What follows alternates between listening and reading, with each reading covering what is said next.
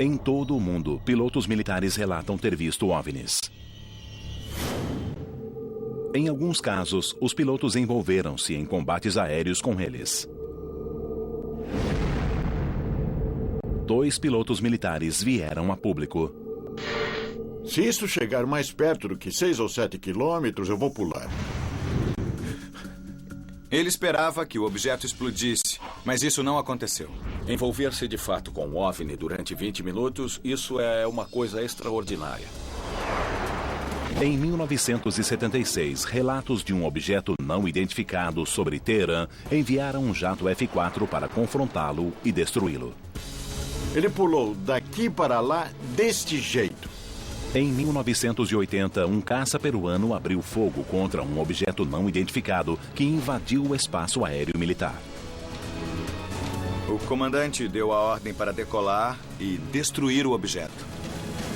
Esses OVNIs executavam manobras impossíveis para as aeronaves terrestres? O cinegrafista está vomitando, mas tenta fazer o trabalho assim mesmo. A equipe e os ex-pilotos militares testaram 2 dos melhores casos de combate aéreo com OVNIs nos céus, sobre o Oceano Pacífico. É diferente de qualquer outra máquina. Este é o caso número 76102, combates aéreos com OVNIs. O OVNI sempre teve chance.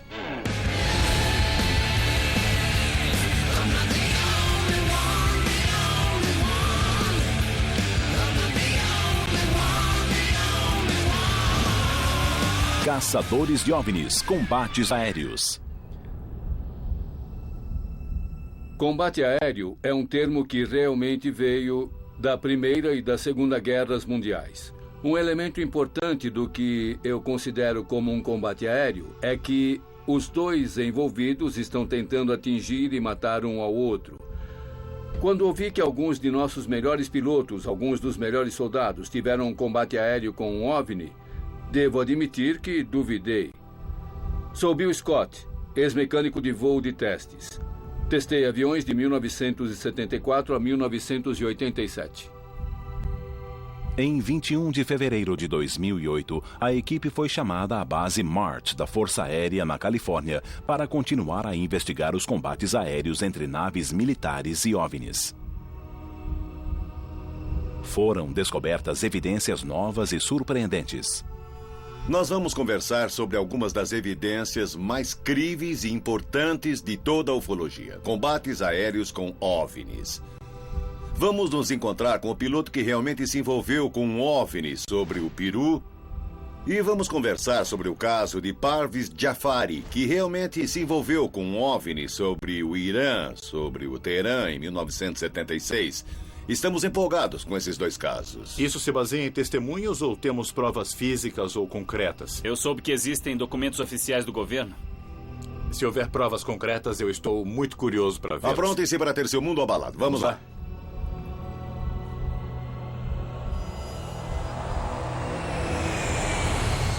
Uma das histórias mais incríveis que vão ouvir é o caso de Parviz Jafari, da Força Aérea Iraniana. Aproximadamente às 23 horas de 18 de setembro de 1976, os cidadãos de Teherã foram assustados por um grande globo iluminado que circulava sobre eles. Era diferente dos helicópteros, jatos militares e aviões civis que voavam nos céus iranianos. Na época, bem antes da Revolução Islâmica e da subida do Ayatollah Khomeini ao poder, o Irã era um importante aliado americano. Como o Irã faz fronteira com a União Soviética, os militares americanos treinaram a Força Aérea Iraniana e lhe forneceram caças Phantom F-4. O F-4E, que foi usado no caso Jafari, era na época um dos melhores jatos que podia se envolver em combates aéreos. As cenas seguintes, filmadas pela TV iraniana e exibidas pela primeira vez fora do Irã, documentam um encontro com um OVNI. As imagens mostram os militares envolvidos nesse evento, inclusive Parviz Jafari, e usam as transcrições reais da torre de controle. Estamos vendo um objeto com 4 pás no céu. Numerosos relatos de OVNIs continuaram a chegar à torre de controle do aeroporto Mehrabad. Os objetos não eram aviões militares nem civis. Só para confirmar, por favor, ele está a nordeste de Teherã? Hussein Piruzi é o encarregado da torre de controle de tráfego aéreo. Ele decidiu notificar a Força Aérea Iraniana. Alô, é o oficial de serviço? Várias pessoas avistaram luzes brilhantes no céu. Às 23 horas e 31 minutos, um jato F-4 decolou da base aérea de Cherokee, em Hamadan, 280 quilômetros a sudoeste de Teherã. O primeiro piloto, o capitão Aziz Khan, investigou o objeto. 10 minutos mais tarde, outro F-4, pilotado por Parviz Jafari, recebeu ordens para decolar. Na época, Jafari era major e foi direcionado para interceptar uma luz estranha sobre o Teherã. Eu sou Parviz Jafari, um general aposentado da Força Aérea Iraniana. Jafari avalia que o objeto tinha o tamanho de um Boeing 707. Ele seguiu a luz até a fronteira russa, mas de repente, um objeto se separou da luz e veio direto para o avião de Jafari.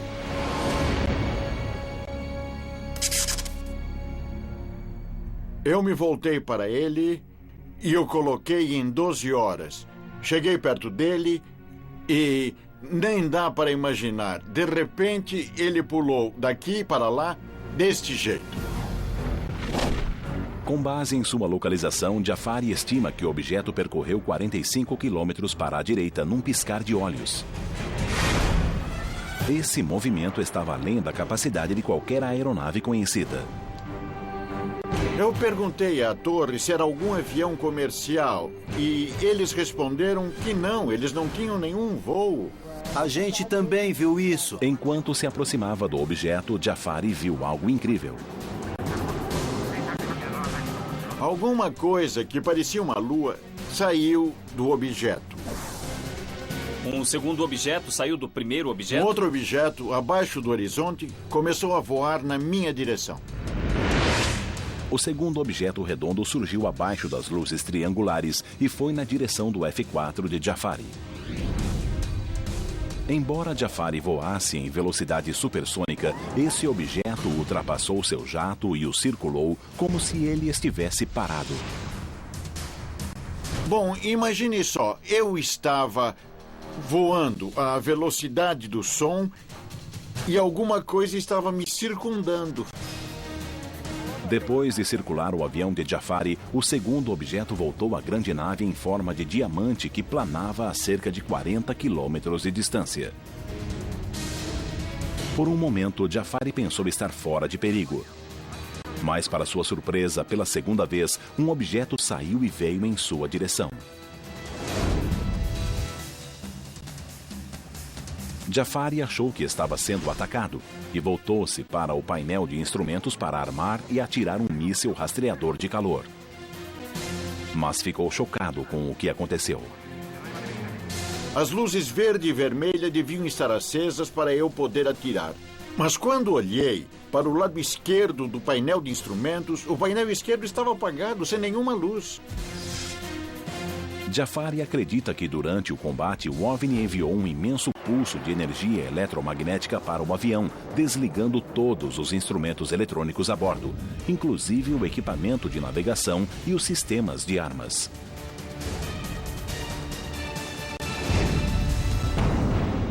Com um sistema de mísseis fora de ação e sem ter como se defender, Jafari pensou em abandonar o avião. Pensei, se isso chegar mais perto do que 6 ou 7 quilômetros, eu vou pular. Mas antes de Jafari tomar essa difícil decisão, o objeto mudou de direção e voltou à grande nave. Quando ele se afastou de mim, eu pude ver o objeto principal. E depois ele ficou bem embaixo e desapareceu. Depois de passar por um encontro próximo com vários OVNIs nos céus escuros ao norte de Teherã, o Major Jafari percebeu que não era seguro continuar a seguir o objeto misterioso em forma de diamante. Ele recebeu permissão para retornar a Teherã, mas enquanto descia, percebeu que o encontro com o OVNI continuava. Quando eu estava descendo, mais uma vez um outro objeto começou a me perseguir. Enquanto Jafari descia para a aproximação no aeroporto Mehrabad, percebeu que outro objeto o perseguia. Durante a aproximação final, ele viu o objeto descer no solo do deserto. Eu podia ver os grãos de areia no solo. Ele era muito brilhante, muito brilhante. Jafari recebeu ordens de não pousar e investigar o objeto que descera perto da base aérea. Segundo as testemunhas militares e civis, o objeto caíra nas redondezas de Chemiran, no Irã. Foi em alta velocidade para o solo e eu pensei que acabaria vendo uma explosão muito, muito forte. Mas isso não aconteceu. O objeto veio direto para o solo e aterrissou ali. Ao aterrissar no aeroporto, Parvez Jafari soube que logo teria de fazer um relato a seus comandantes sobre os acontecimentos da noite, mas não se deu conta de que os militares iranianos não eram os únicos interessados no assunto. Um dos oficiais americanos ficou ouvindo o que eu dizia, escrevendo e fazendo anotações. Quanto a CIA estava envolvida no caso e em seu ocultamento. Quando Jafari finalmente aterrissou, havia agentes americanos da CIA e um coronel da Força Aérea esperando para ouvir o relato. Pela primeira vez na televisão, o relatório militar oficial que foi liberado. Por que esse documento foi enviado à Casa Branca? E o que foi achado no dia seguinte, no local da queda?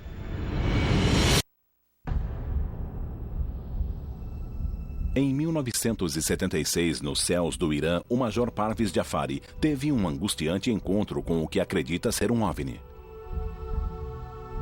Ao aterrissar, foi questionado por altos oficiais militares iranianos. Um agente americano da CIA também estava presente. O agente fez um relatório com o título Irã relata avistamento de OVNI, que foi enviado para a CIA, a Força Aérea, o secretário de Estado, o secretário da Defesa e a Casa Branca. Esse relatório não é mais secreto. Segundo o relatório, um OVNI foi visto às 23 horas do dia 18 de setembro de 1976. Além do avistamento de Jafari, a torre de controle recebeu 4 telefonemas de moradores da região de Chemiran que diziam ter visto estranhos objetos nos céus. Alguns diziam que era um objeto semelhante a um pássaro e outros diziam que era um helicóptero. Mas não havia helicópteros voando nessa hora. O relatório detalha o avistamento de Jafari, inclusive a perda dos instrumentos eletrônicos. Quando o F-4 aproximou-se a cerca de 25 milhas náuticas, ele perdeu todos os instrumentos e a comunicação. O relatório diz ainda que foram vistos 2 objetos, um deles do tamanho de um 707. O segundo objeto foi direto para o F-4 em alta velocidade. O piloto tentou atirar um míssil AIM-9 contra o objeto, mas nesse momento o painel de controle de armamentos desligou-se. Então o piloto iniciou uma curva e deu um forte mergulho para se afastar do local.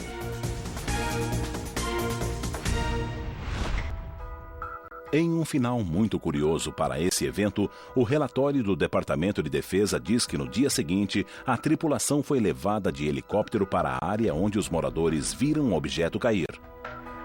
Segundo o relatório, foi feita uma verificação de radiação na área. Não há mais informações sobre esse caso, ou elas continuam confidenciais. Eu o vi e, por isso, acredito nele. Impressionada com a história de Jafari e com o relatório do Departamento de Defesa, nossa equipe quis detalhar e testar os 3 elementos mais cruciais do caso. Primeiro, o objeto parece saltar mais de 40 quilômetros em um instante. Segundo, um objeto circular aproximou-se de Jafari a uma velocidade muito maior do que qualquer nave humana atingiria. E terceiro, o que poderia desligar os instrumentos eletrônicos de um dos caças mais avançados da época, o Phantom F-4E. A equipe e o consultor de voo, o ex-mecânico de testes Bill Scott, acharam que o melhor modo de testar e entender esse evento seria por meio de uma demonstração prática com aviões caça. A equipe está na Air Combat USA, em Orange County, na Califórnia, o melhor grupo de combate aéreo americano. A tripulação é formada por ex-pilotos militares com muitos anos de experiência em voo. Meu nome é Ben Clerks, ex-militar da Força Aérea. Sou Michael von Vietinghoff, chamado de Barão, e fui capitão da Força Aérea Alemã.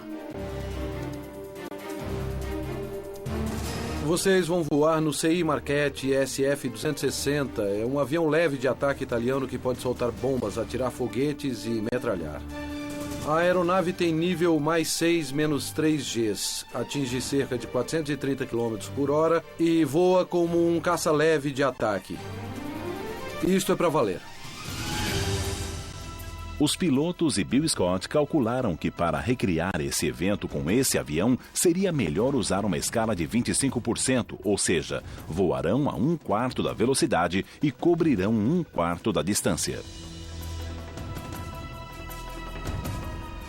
Optamos por usar aviões atuais para tentar duplicar alguns desses encontros, porque eu creio que isso realmente deixa mais claro para as pessoas o tipo de dinâmica envolvido em alguns desses encontros.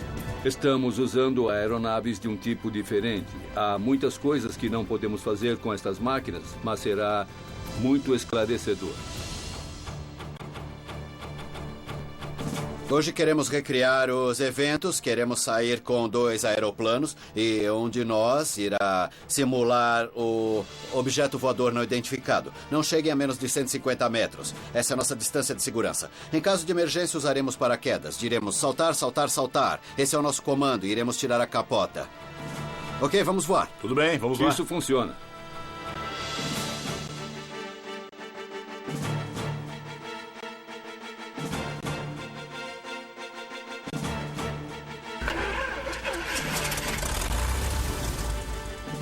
Fullerton Road, boa tarde, combate 1, voo 3 com combate aéreo Quebec, pronto para taxiar. Os pilotos estimam que levarão 13 minutos para chegar à zona designada para o combate aéreo, sobre o Oceano Pacífico, entre Long Beach e a Ilha Catalina.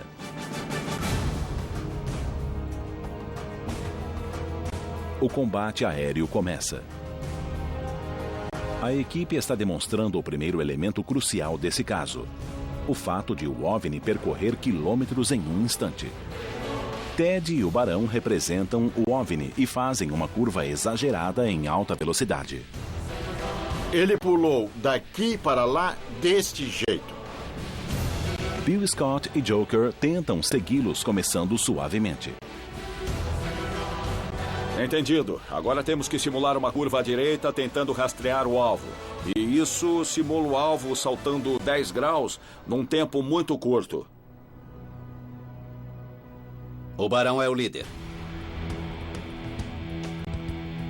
Legal, Bill. Parece que temos o alvo a 9h30 ou a 10 horas. Bom, de repente ele saltou para 10h30 em uma fração de segundo. Sim, um salto de 10 graus de uma vez. Tudo bem, agora ele está ali, a 11 horas. Sim. Estamos em uma curva à direita tentando rastreá-lo, mas quando nos aproximamos ele salta 10 graus, a mais de 40 quilômetros. Isso significa um salto de 5 quilômetros por segundo. Sim, é bem intenso. É só aceleração instantânea. É uma fração de segundo e ele já saltou 10 graus. Agora está a 11 horas. Mesmo nessa escala reduzida, os movimentos que o avião de Ted e do Barão executa torna impossível que Joker e Bill o sigam. Imagine a situação quando as duas aeronaves movem-se a mais de 1.500 km por hora. É diferente de qualquer outra máquina. A segunda simulação da equipe irá demonstrar a incrível velocidade em que o segundo objeto se movia quando veio ao encontro do F-4 de Jafari. Embora o jato Marquette que está sendo usado não tenha a capacidade do Phantom F-4, eles poderão demonstrar a sensação de velocidade e de aproximação que Jafari teve quando o segundo OVNI se aproximou e circulou seu jato supersônico. Vamos checar 90 à direita e o Barão vai começar outra passagem. Ok, o Barão está indo. Recebido. Não temos margem de erro. Isto é o que se vê quando dois objetos, ambos a 250 km por hora, passam em direções opostas a 15 metros um do outro. É só um relance. Agora imagine isso de noite. Além disso, Jafari e o OVNI estavam a uma velocidade combinada de mais de 3.000 km por hora. A equipe repete a manobra, mas agora mais depressa e mais perto.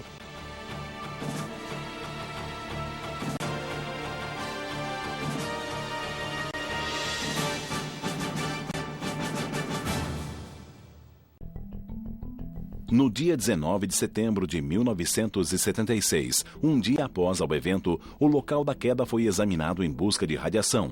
Mas, segundo Jafari, nada foi achado, apesar dos avistamentos. Tudo bem, vamos voltar.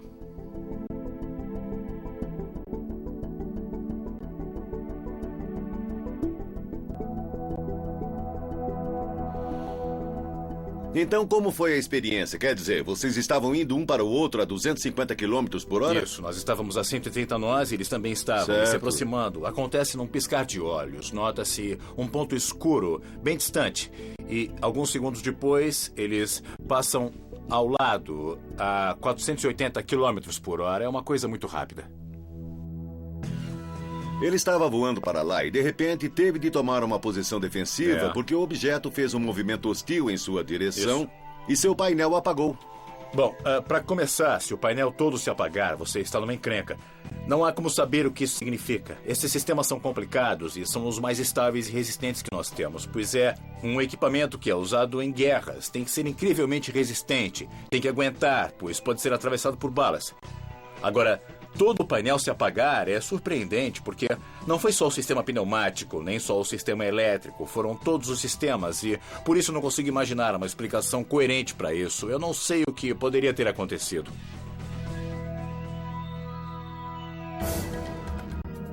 O maior mistério permanece. Está comprovado que Jafari perdeu todos os instrumentos e os sistemas de armas devido a alguma anomalia elétrica. Então havia algo afetando o painel de comando e o sistema de mísseis, temos certeza. Será que isso foi causado pelo OVNI? A equipe testa a teoria de Jafari.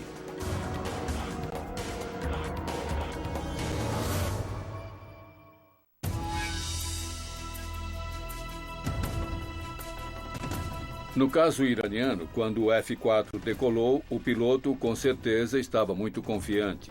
Ele tinha um dos melhores caças do mundo, foi investigar. E quando algo veio rapidamente em sua direção, ele imediatamente viu como uma ameaça. Então, ele estava armado com um míssil M9, uma ótima arma, mas quando tentou usá-la, todo o painel sumiu. A equipe vai para o laboratório do produtor de efeitos especiais de John Tyndall para participar de uma demonstração. Tyndall vai nos mostrar o que pode ter acontecido com o painel de armas do Phantom F-4 de Jafari quando ele tentou armar o míssil para se defender do que acreditava ser um ataque de OVNI. A minha demonstração hoje é basicamente para recriar um pulso eletromagnético, como o que pode ter sido experimentado nesse caso particular iraniano que estamos investigando. Esse OVNI parece ter lançado algum tipo de pulso para o caça a jato e isso apagou muitos dos instrumentos. Então, basicamente, temos um gerador eletromagnético com o qual vamos investigar o que aconteceu no caso iraniano. Os instrumentos todos se apagaram, as armas travaram e, de algum modo, essa coisa foi capaz de controlar o avião e impedi-lo de atirar. O que temos aqui é basicamente uma bobina de Tesla modificada. E isso significa que vamos pegar uma corrente doméstica de 110 volts e aumentá-la para 15.000 volts. A carga aumenta nos capacitores até chegar a um limiar. E então, bam! Passa por essa bobina e induz uma corrente nessa outra bobina. Se o teste tiver sucesso, John conseguirá apagar um computador doméstico sem incapacitá-lo por completo, mostrando que um evento similar poderia acontecer numa escala maior. Uma das coisas sobre computadores de bordo e aviões fly-by-wire é que eles têm uma proteção, que é o casco do avião. Nós vamos configurar um simulador de voo e mostrar como os efeitos desse pulso eletromagnético perturbam os computadores de bordo ou qualquer outro tipo de computador. Uau! Tudo bem, agora pode nivelar. Ótimo. Eu tô acertando. Então, podemos dizer que nesse ponto estamos perto do ponto de 40 quilômetros. Acho que é melhor vocês ficarem perto de mim. Tá legal. Luzes? Tudo bem. Estão prontos? Em 3, 2, 1.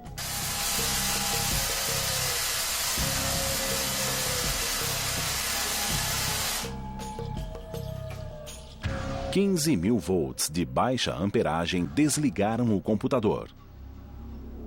Mas será que ele ligará de novo depois disso? Certo, desligou. Jeff, veja se consegue reiniciar o computador. Vamos tentar.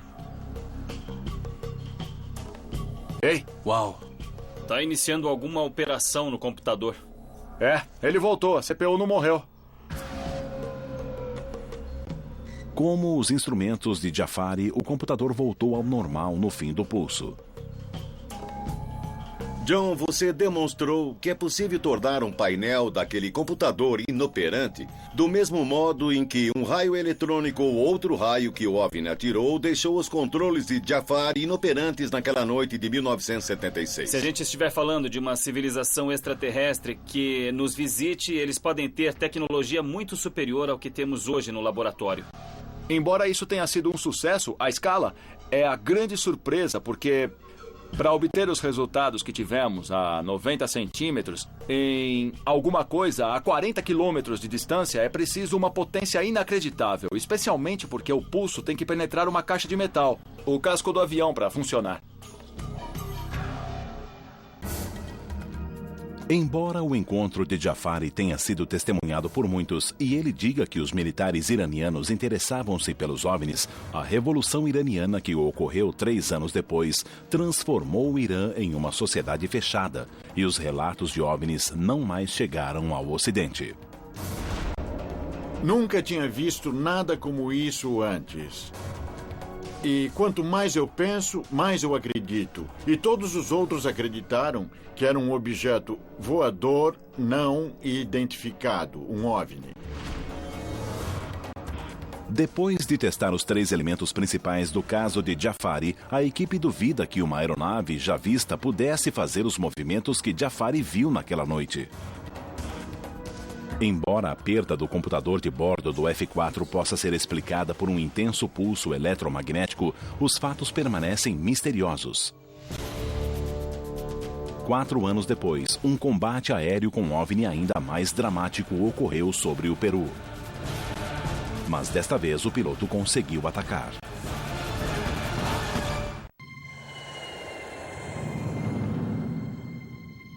Em 18 de fevereiro de 2008, Oscar Santamaria chegou ao Aeroporto Internacional de Los Angeles, vindo de Lima, no Peru. Ele veio a Los Angeles para ajudar os caçadores de OVNIs a provar os fatos que cercaram seu extraordinário combate aéreo com um OVNI no Peru em 1980. Soy Oscar Santamaria Huertas, oficial piloto.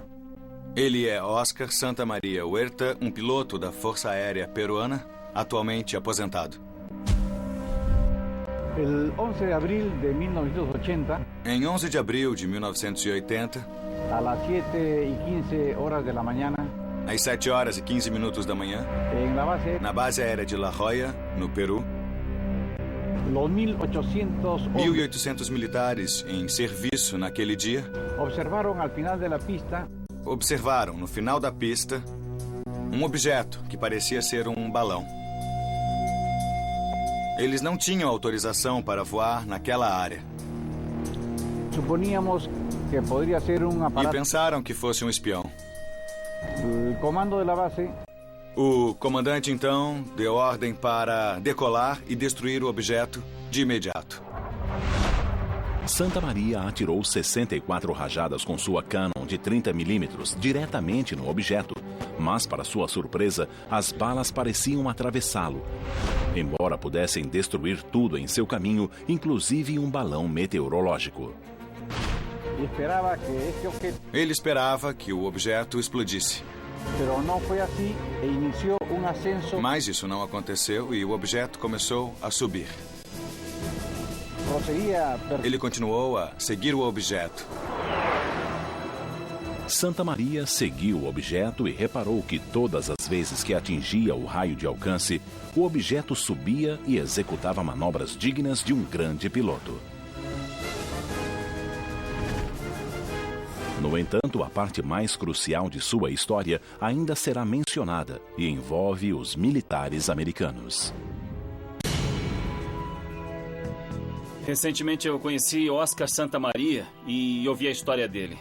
E eu fiquei imaginando por que esse comandante militar contaria essa história de OVNI, a menos que tivesse realmente sido afetado por essa experiência. Eu acho que ele viu alguma coisa que o chocou bastante e que continuou com ele até hoje.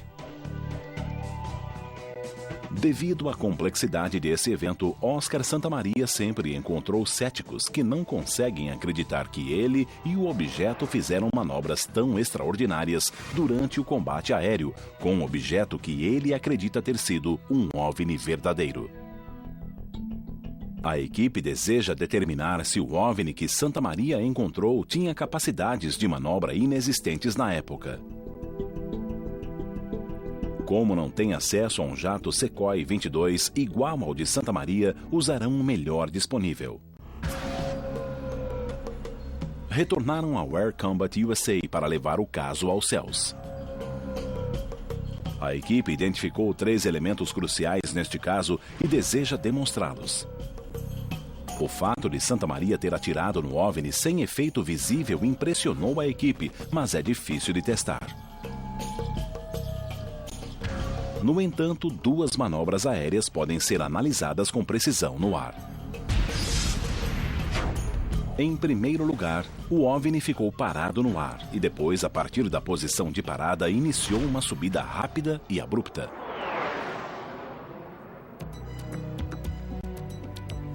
Para dar à equipe uma representação dos eventos daquela noite, o produtor de efeitos John Tyndall criou um equipamento rastreador com 2 lasers, um vermelho e outro verde, ambos controlados por joysticks.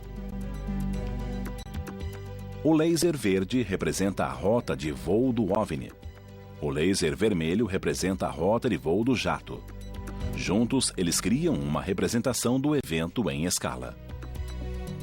Oi, John. Como vai? Comandante, aqui.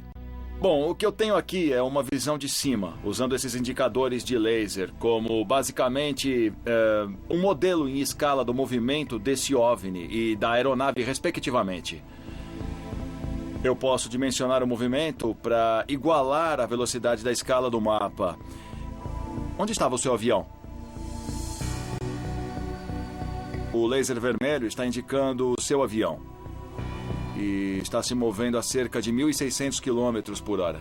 Santa Maria, usando o laser vermelho, mostrou sua posição no momento do primeiro ataque. Ele se aproximou na posição de fogo de 900 metros. Ele atirou 64 rajadas. Ele sabia que atingira o objeto, mas nada aconteceu. Ele não explodiu. O objeto começou a se afastar rapidamente. Em ascenso. Isso, e enquanto se afastava, ele subia. O objeto parou repentinamente. Ele quase bateu no objeto e por isso foi para a direita, para assumir uma posição de fogo. Enquanto se aproximava do raio de alcance de 900 metros, ele ativou o pós-queimador. Pós-queimador? Isso mesmo. De repente, o objeto subiu novamente. O mais surpreendente dessa história é que quando ele usou o pós-queimador, o OVNI fez um movimento evasivo para cima e Santa Maria deu um empuxo e também subiu. Estavam a uma velocidade de mais de 1.600 km por hora. Mas o OVNI parou de repente e quando Santa Maria passou, o OVNI seguiu-o, acelerando subitamente e fazendo uma manobra impossível. Ele ia a uma velocidade supersônica e ultrapassou o objeto, que então começou a subir a seu lado. Os dois estavam subindo praticamente na vertical e depois? A 19 mil metros ele não podia mais subir e estava quase perdendo o controle. A 19 mil metros, um pouco mais de 62 mil pés, Santa Maria começou a perder o controle do avião. O Su-22 tem um teto de 18 mil metros e não podia mais operar nessa altitude. Sem capacidade para atacar mais uma vez, ele começou a voar de volta para a base. Depois de conversar com o piloto sobre o plano de voo e as manobras, Barão, Joker, Ted e Bill Scott preparam-se para decolar e demonstrar os detalhes desse estranho encontro.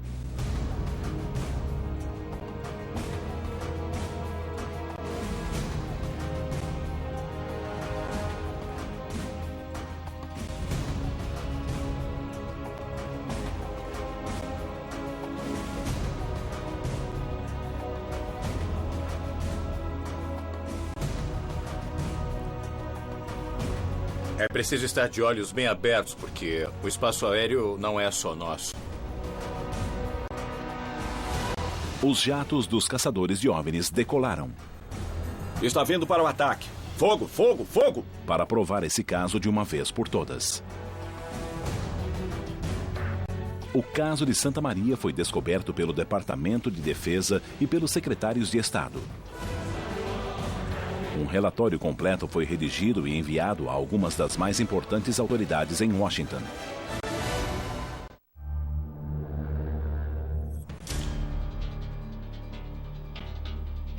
Os pilotos decolaram em 2 caças para recriar e comprovar o combate aéreo de Oscar Santa Maria com um OVNI nos céus do Peru em 1980. Eles estão a cerca de 7 minutos do local de seu combate aéreo. É preciso estar de olhos bem abertos, porque o espaço aéreo não é só nosso.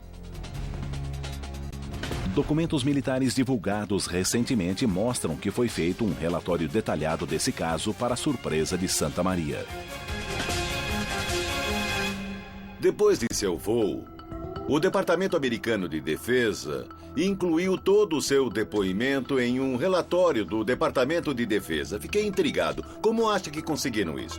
A comunidade de inteligência entre os estados intercambia informação. Exatamente. mesmo, Existe uma comunidade próxima entre os países e as forças aéreas. Eles se comunicam e informam uns aos outros. Embora o governo americano parasse de investigar OVNIs com a conclusão do projeto Livro Azul em 1970, o relatório de Santa Maria, divulgado pelos secretários de Estado, demonstra outra coisa. Ele será apresentado aqui pela primeira vez na TV. O documento foi enviado ao secretário de Defesa, ao secretário de Estado, ao Departamento de Segurança Nacional e à CIA. Seu título é OVNI Avistado no Peru. O documento afirma: a fonte é o militar da Força Aérea Peruana que observou o evento. A fonte disse: um OVNI foi avistado perto de uma base da Força Aérea no sul do Peru e a FAP tentou interceptá-lo e destruí-lo sem sucesso. Esse evento chegou aos níveis mais altos do Departamento de Defesa dos Estados Unidos. E lembrem-se, o Peru não era um aliado americano na época. Era um aliado soviético na Guerra Fria. Então, chegou aos níveis mais altos do Departamento de Defesa. Como? Oscar Santa Maria recebeu uma cópia do documento em 2001, quando a Força Aérea Peruana realizou a primeira investigação oficial de OVNIs. Depois de estudar dezenas de casos, a Força Aérea Peruana considerou que esse é o caso de OVNI mais convincente da história do país. Não sabe qual foi a resposta oficial do governo americano a esse documento. Estamos na área, estamos prontos. E, Joker, você é o líder. Os caças chegaram ao local. O combate aéreo vai começar. O ex-mecânico de testes Bill Scott está no avião de Santa Maria. E o caçador de OVNIs Ted Eckworth está no avião OVNI para tentar manobrar como se fosse um OVNI. Como Santa Maria, eles assumiram uma posição de fogo. Santa Maria disse ter atirado no OVNI sem resultados. Depois, Santa Maria disse que o OVNI fez uma parada súbita, o que nenhum avião pode fazer porque as incríveis forças G matariam o piloto. Fogo, fogo, fogo! Estamos indo. Pronto, pronto. Este é o ponto. Enquanto o avião OVNI atinge o ponto, o avião de Santa Maria passa por ele e tem de desviar para evitar uma colisão. Mesmo nesse avião preparado, as forças G da desaceleração tiveram um duro efeito sobre o cinegrafista no caça. O cinegrafista está vomitando, mas tenta fazer o trabalho assim mesmo. A equipe repete a manobra 3 vezes.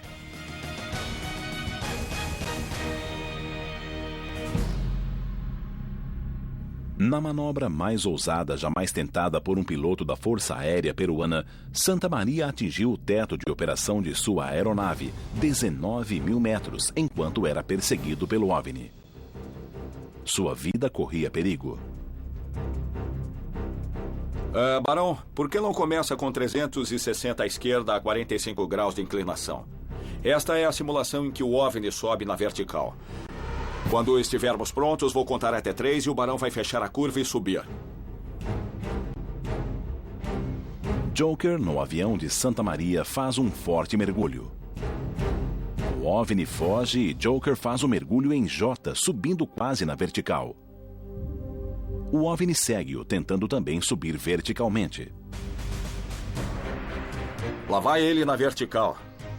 E até mais. Não alcançamos ele. Eles acabaram de demonstrar que uma aeronave humana não pode acelerar repentinamente de 0 para 1.600 km por hora nessa altitude. Isso também demonstra que um dos melhores caças do mundo não poderia ter alcançado o OVNI. Ok, vamos voltar. Ok, Barão, é o líder. Autorização para voltar ao plano de voo.